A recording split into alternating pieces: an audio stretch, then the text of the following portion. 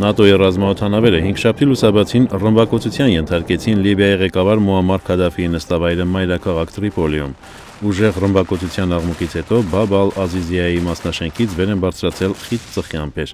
Քադաֆիին հավատարիմ ուժերը ավելի վաղ արևմտյան լեռներում հարվածներ էին հասցրել ապստամբ ուժերի դիրքերին։ Այս ընթացքում ապստամբները Միսրաթայից առաջ են շարժվել դեպի Իզլիթան, որը մայրաքաղաքից գտնվում է միայն 135 կիլոմետր հեռավորության վրա։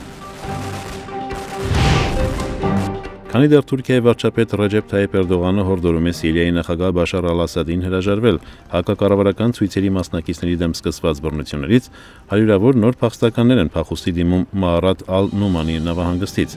Ականատեսները տեղից հաղորդում են, որ Սիրիայի բանակային ուժերը ռմբակոծում են քաղաքի արվարձանները եւ գրոհներ իրականացնում գյուղերում, ձերբակալելով մեծաթիվ մարդկանց։ Այս հատվածները սահմանակից են Իրաքում Սուննի մեծ ազգաբնակչություն ունեցող տարածքներին, երկու կողմերում բնակվող բազմաթիվ մարդիկ ունեն ազգակցային կապեր։ Ալ-Քաիդա ահաբեկչական կազմակերպությունը հայտարարում է, թե Օսամա բին Լադենին փոխարինելու համար ընտրվել է Եգիպտոսում ծնված Այմար Ալ-Զավահրին։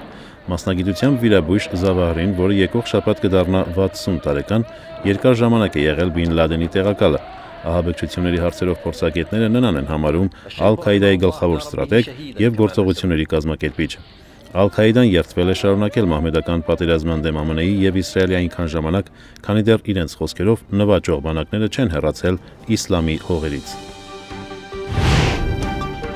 Անձրևների նոր փուլ է սկսվել Չինաստանում, պատճառելով մարդկային նոր զոհեր ու առաջ բերելով զանգվածային էվակուացիա։ Երկրի կառավարությունը հրահանգել է 6 գավառներից էվակուացնել մոտ 88,000 մարդ։ Անձրևներից փլուզվել է ավելի քան 1300 տոն։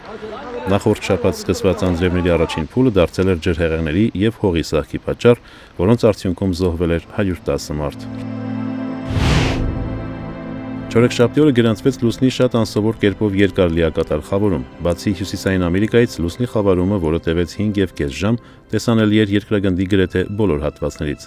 Աֆրիկայում, Հարավային Ամերիկայի որոշ հատվածներում, Կենտրոնական Ասիայում, Մերձավոր Արևելքում եւ Արևմտյան Ավստրալիայում մարդիկ ականատես եղան երկրագնդի ստվերի տակ լուսնի լիակատար խավարմանը։